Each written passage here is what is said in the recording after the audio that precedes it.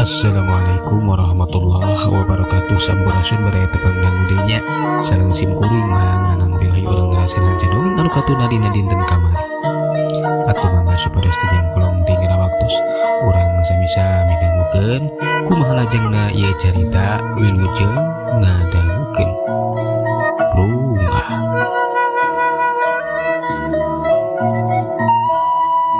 Anya pokona mah ibi mah reg-reg ujang di manoranku ujang serut mah. Jong barang gawe oge. Nya atuh sok teruskeun deui di gawena bi. Uing mah rek ngontrol kali itu tuh ke tempat sejen. Enya sok atuh ujang mangganya. Leos deui we si serut mah.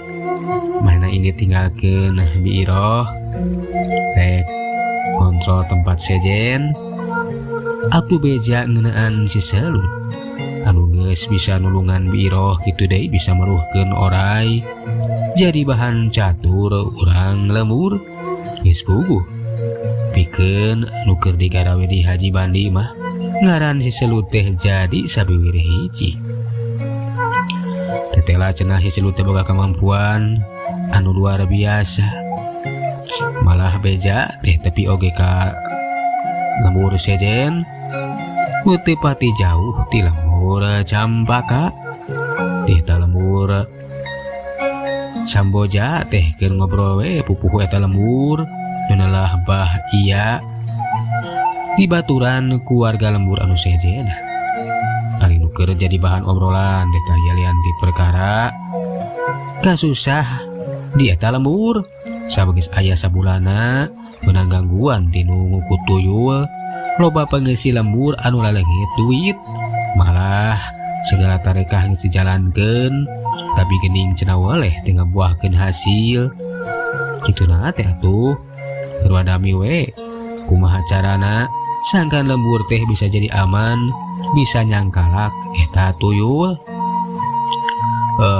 Abah teh geus meunang laporan di beuh teh euy di warga lembur sabab cenah geus kelengetan di duit lain hiji lain dua kitu natang tu nambah keyakinan ieu teh ya hubunganna jeung beja yen cenah aya nu kungsi ngawenehankeun mangihan tuyul ku kelampangan di lembur urang.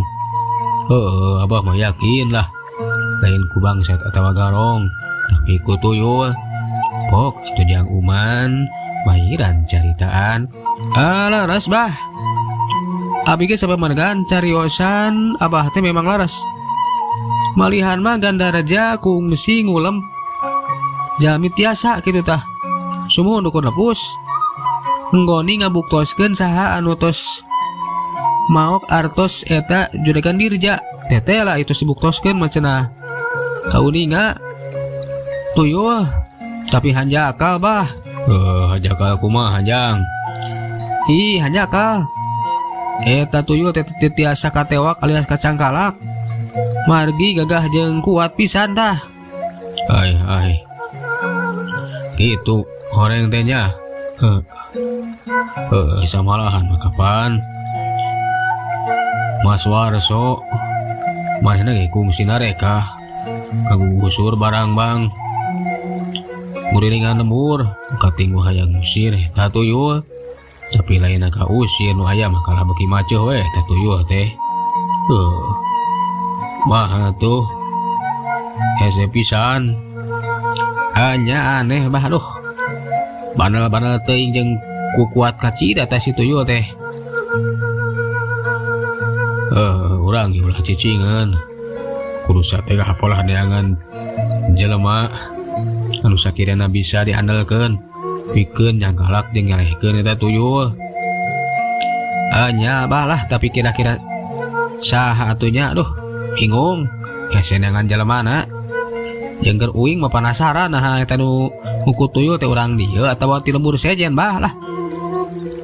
Abah kitu nya ho nah ti urang dieu teh nu ngadon urang teh bisa mastikeun puguh ge abah mah teh nyaho malahan mah eueuh nu nyurigakeun di lembur urang mah. Aduh ari sur mang masun aya eta ge nu nyurigakeun. Suhu eta anu sok ku kelamperangan ka lembur. Nyaeta namina teh Silahem. Kapan Silahem mah meh bunga dinten kuliringanna teh. Da eta tukang nginjem-nginjemkeun duit alias rentah darat. Tah ku kituna emang mah ganu kayakinan buah Silahem anu ngukut uyul teh. Nah kumaha kitu mang. Nah emang buat bisa sacarita kitu. Naon dasarna bisa nyangka ka Silahem mang. Ari ujang. Pangiwetan emang mah sumuhun. Margi eta jang Lahem teh katingali sok ngagandong leungeun. Boa-boa keur ngakot duyul teh jang. Jeung dikabejakeun di lembur nama. Sakocapkeun nambah beunghar wae cenah jang. Oh kitu. Kumaha bah? Abah ge. Teuing atuh ari kitu mah. Tapi urang teh meunang maka nuduh teh meunang waka mastikeun sabab can ngaruhan can kabukti. Tapi mang uing mah curiga ka eta lah nu beunghar anyar di lembur urang nyaeta Mang Mus. Kapan kiwari mah beunghar mang loba duit cenah. Tapi ge ngadadak kitu lah. Kumaha tuh uing mah curiga karinya. Nya tapi kumaha nya aduh. Mang oge bingung sumun. Margi ukur kecurigaan urang wungkul gitu bah. Nya cik abah ge ukur kecurigaan wungkul. Tapi bikin ngabuktikeun mah kapan hese. Jalan sejen deui. Iwal ti urang ti kudu bisa nyangkalak kita tuyul. Sugan we beunang ditanya. Kalah kanyahoan saha-saha nu boga kita tuyul. Nu geus boga laku peta jahat ka lembur urang. Atuh tiluanana teh ting harulang we mikir. Nah kumaha cenah neangan jelema anu sakirana bisa dipercaya nyangkala kita tuyul. Tapi saha can ka irong kitu deui mikir-mikir nasa kira-kirana di eta lembur anu dicuriga. Barang kerti harulang kitu torojot anakna Bah Iya anu nalah Ijah. Kok Ijah teh carita eleh-eleh.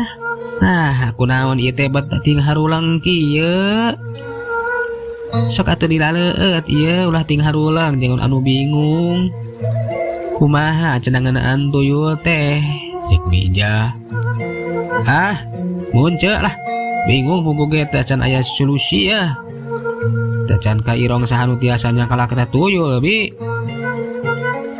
Ain hece masa ku kabeneran. Tadi teh tas balik ti imahna baturan ibi cenu cenah di lembur Campaka teh kungsi kabejakeun aya gangguan ti jurig jeung gangguan legong kajajaden. Tapi bisa disingkahkeun tadi usir ku eta anya cenah jalma urang lembur Campaka anu hebat nu boga kamampuan anu luar biasa. Munang bajati saha maneh teh Jah? Eta ceyaya abah nu cenah manehna teh meunang bajati dulurna. Nyata Jang Aci urang lembur Campaka. Saha kira-kirana urang lembur Campaka anu boga kemampuan jeung hebat teh? Abah jadi penasaran pugu ge. Ari kukupingan teh ngaranna teh nya Si Selud cenah abah. Si Selud. Laras abah ngaranna teh Si Selud budak kene budak rumaja kagok. Nyan bae cenah bisa ngusir juri kitu deui bisa nyangkalak Bagong kajajaden. Kapan geunjreung di lembur Campaka mah diganggu teh ku Bagong. Ayeuna di lembur urang diganggu ku tuyul. Jadi penasarannya abah teh hayang nyaho. Daya salahna mun urang teh minta tulung pindang saraya ka eta budak nu ngaran Si Selud. Lah kitu laras pisan bah. Atuh mudah-mudahan wae eta udah aku ngaran si selut teh bisa nembak eta tuyul lamunnya kabajakeun hebat mah bah. Kira-kira naikeun apa moal ijah ari cek abi mah ya bahan daekeun abah kangaranan si selut teh cenah tukang tutulung jeung sok nambaan urang lembur kitu di lembur sejen hanya ya bahan keresaeun. Alus ari kitu mah jadi wayahna we Jang Uman jeung Jang Memed kudu daek init ka lembur Campaka. Mudah-mudahan we Jang Selut teh daek diangkir ka dieu pikeun bantuan ngarengsekeun masalah. Sumun sae pisan pokona siap lah. Lain kitu maneh teh Cim. Siap. Uman maksud teh.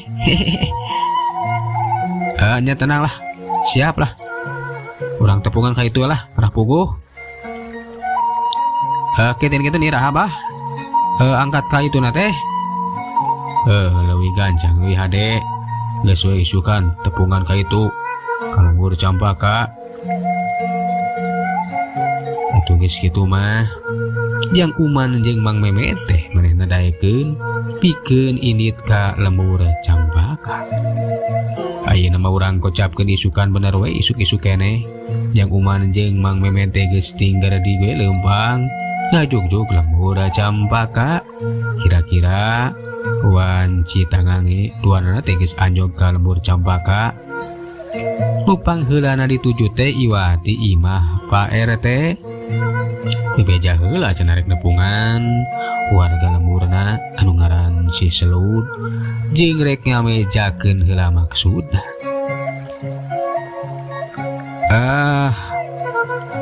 Naon ieu teh ya? Saderek dongkap ka dieu teh naha aya maksud naon? Cek bae teh gancang ditanya. Sumohon janten puguh aja dongkap ka dieu teh sumohon. Aya peryogi kitu bade nepangan nami jami anu nalah Jang Selut nah laras urang lembur dieu gitu. Benar. Narek naon ka Jang Selut ya? Sumohon. Margi cenah mah kabajakeun eta Jang Selut teh tiasaan kitu gaduh kamampuan oge kabisa. Ukituna kukira sim kuring teh bade minang saraya we nyuhunkeun tulung margi di lembur teh. Nuju gaduh masalah ieu teh Pak RT. Oh jadi kitu ku tantenya. Kela saha teh ieu teh? Sim kuring Memet sedang ieu batur sim kuring Jang Uman. Oh jadi Mang Memet jeung Jang Uman nya. Heuk bae atuh. Nah ya naon kitu di lembur teh ya. Bet nah aja datang ka dieu. Rek nepungan si Selut. Sumohon janten di lembur teh aya kajantenan anu aneh seueur anu kalengitan artos yan. Eta teh margi kabajakeun aya tuyul. Malih mah teu seueur pisan nu leungitna teh. Tapi di karieuna teh can aya jalmi anu mampu pikeun ngusir atawa nyangkalak eta tuyul. Begituna mudah-mudahan we atuh Jang Selut teh tiasa nyangkalak eta tuyul sen. Oh, kitu nya dah. Aya bae atuh. Sumun eta nah laras tapi eta Jang Selut teh gaduh katiasa kitu sen. Ih benar. Kapanan di lembur ieu mah kungsi diganggu ku Bagong. Nya Bagong siluman. Ngan bae bisa diunggulan ku eta budak ngaran si Selut. Ya tuh mudah-mudahan we Jang Selut teh bisa nulungan dengan bantu ka lembur Sambojanya. Tah kitu pisan nun. Ari mana bumi teh sen? Ari bu imahna mah di ditu. Tapi wayah kiwari mah moal aya di imah. Jadi leuwih hade mah panggihan we ka kebon. Kapan Jang Selut teh gawe di kebona imah Haji Bandi ya. Jadi langsung we ka itulah. Tangtu aya di ditu. Oh, janten kitu sumun mangga kumaha saena we sen. Keun we ku kuring bakal dituduhkeun lebah-lebah nama. Jadi leuwih hade tepungan jenisna ngarah puguh ngarah jelas sanggup atawa henteu na. Tah kitu. Mangga bari dibujeng ka ditu we atuh sen. Nun pisan. Pak RT. Punten we jadi ngararepot ieu teh. Ih, henteu Jang. Jadi leuwih hade mah ka itu we. Ahli cek bang ngerasa mah. ya bahan daekeun si selut mah jelema na sok ditulung tah kitu asuhna tuh pamit wae teh abdi teh langsung ngebujeng ka ditu wae nuhun.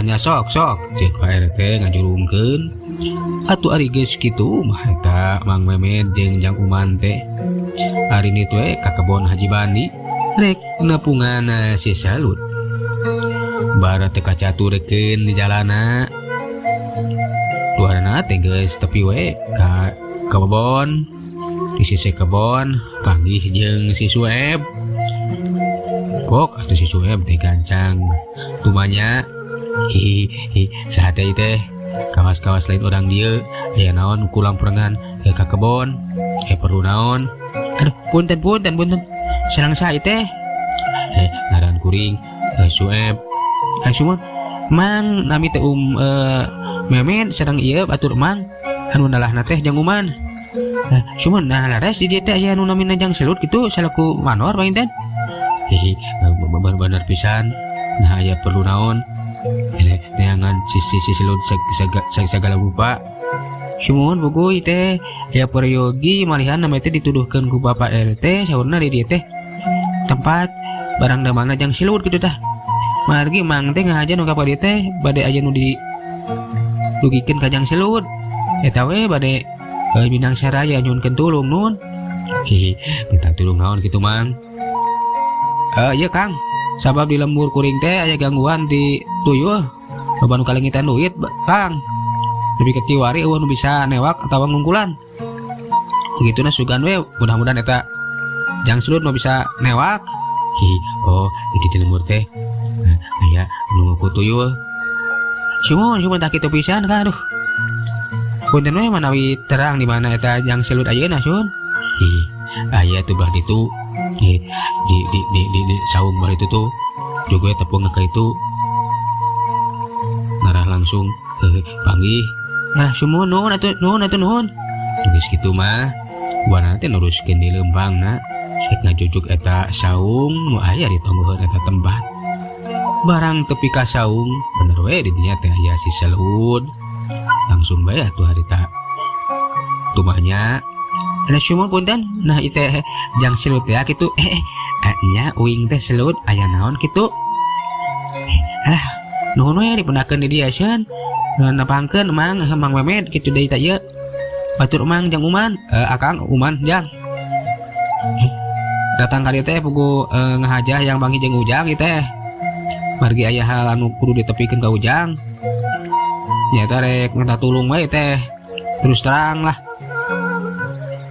minta tulung kumaha kitu ya teh asat rareuwas jeung teu ngarti uing mah sumun ieu teh Jang kieu teh di lembur Samboja teh lembur emang sumun aya gangguan ti makhluk halus eta tuyul dugi ka kiwari teh acan aya nu sanggupeun pikeun ngarengsekeun pasoalan kosokomo newak atawa nyangkalak newak alias nyangkalak maksud teh tah kukitu nawe da nguping Ujang aya katiasa cenah parang malahan parang tos kabejakeun tiasa nengalak Bagong ngajajareun mudah-mudahan we atuh Ujang tiasa nyangkalak eta tuyul seun supados lembur teh aman tak kitu oh jadi kitunya aduh aya bae atuh bot aya si tuyul sagala rupa di lembur Samboja nah atuh lain usir we atawa tewak iya tage tos dicobaan Jang tapi eueuh dukun lepus anu mampu atawa paraji anu sakti anu bisa nyangkalak eta tuyul ang hese pisan ringhas jeung kuat lah malahan mah pirambir cilaka Jang oh kitunya aduh kumaha tuh da uing mah teu bisa nanaon salah meureun minta tulung ka uing mah sumun bercanten pisan ulah kitu Jang ulah Mang percanten pokona Ujang tiasa ngaresikeun di pasoalan lah Mang miharep Ujang daek kitu tah diangkir ka itu nya atuh ai kitu mah keukeuh rek minta tulung ka uing baik uing bakal di bantu uing mah ukur cukang lantaran we Mang lah mudah-mudahan eta tuyul teh bisa kacang kalak. Sumun dah kitu mah atuh saya atuh bade iraha kinten-kinten aja keur saya. Aya di kali itu mah diangkir. Ya moal bisa ayeuna atuh mang kapan uing keur digawe keur mah kudu bebejah heula ka. Nu boga ieu kebon dunungan uing nyaeta Pak Haji. Kitu deh kahinung uing mang. Kalah sumun saya nya kupunten we teu direpot ku emang ieu teh san. Kan emang kelintang bungahna upami ujang tiasa keresa kitu tah. Diangkir ka itu. Nyakeun lah.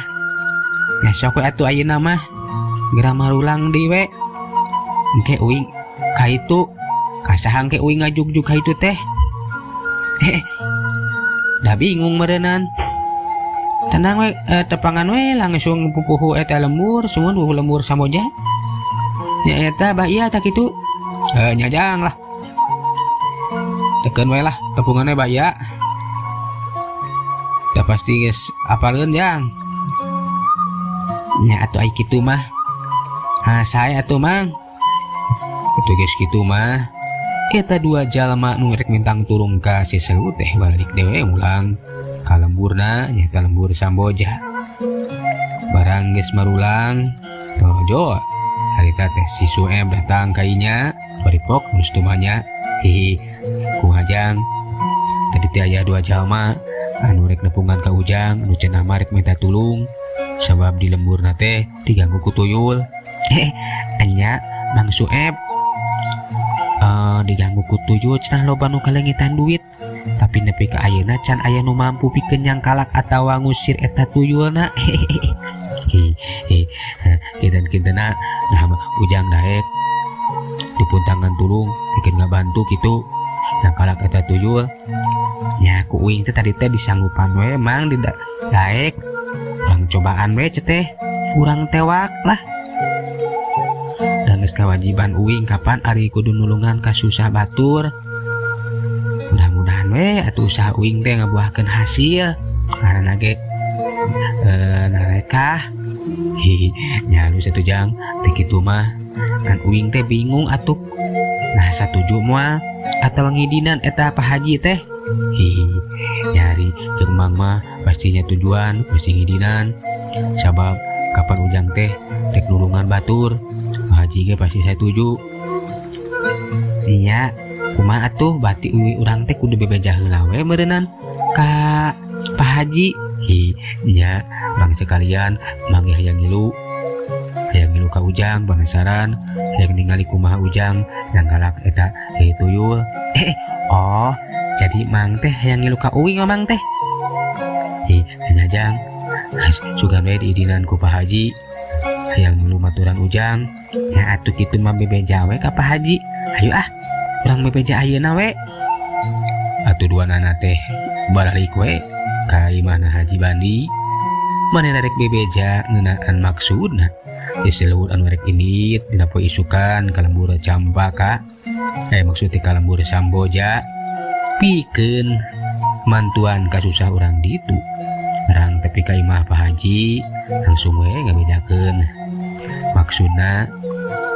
Oh jadi gitu jajang malah tenang naon ari keur Pak Haji mah halus ku emang kudu dibantuan kangaranan aya nu minta tulung urang bisa tulungan jang mudah-mudahan we kasusah urang lembur Samboja teh bisa direngsekeun ku ujang ngan aya jabaya tuh nya dah daya tujuh segala rupa lah kapan di lembur urang mah kamari bujur bagong ditu tuyul aya jabaya jang.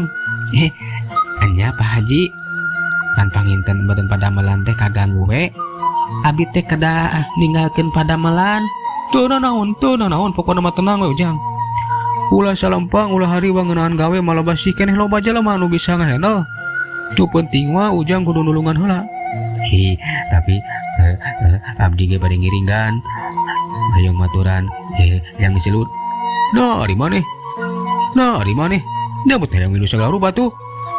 Sabab karunya lamun angkat jalira mah batur nu nalingakeun ku halaman aya kitu kieu jeung panasaran we hayang lalajo. Oh jadi yang milu mohon kan teu naon maneh juga baturan jang Selut ngarai bisa kitu kieu lah hari uang punggu Pak Haji ge Aku mah eta bet hese teuing atunya eueuh nu mampu yang kalak tuyul. Hihi, laras pisan, eta tuyul teh kuat pisan, ringhas, jeung gagah pisan cenah. Malahan mah eueuh dekun lepus atau paragi sakti nu mampu pikeun yang kalakna. Tah kitu kan. Aduh, nya lah. Mudah-mudahan lah. Pak Haji mah percaya pokona mah. Jang selut bakal bisa yang kalakna. Lain kitu jang. Ngadu ka Pak Haji. Mudah-mudahan we tiasa kacang kalak. Amina oge usaha narekah daya lepatna urang cobian. Daan tetep anu ngersakeun mah nu mah kawasa Pak Haji. Oh nya bener pisan nya.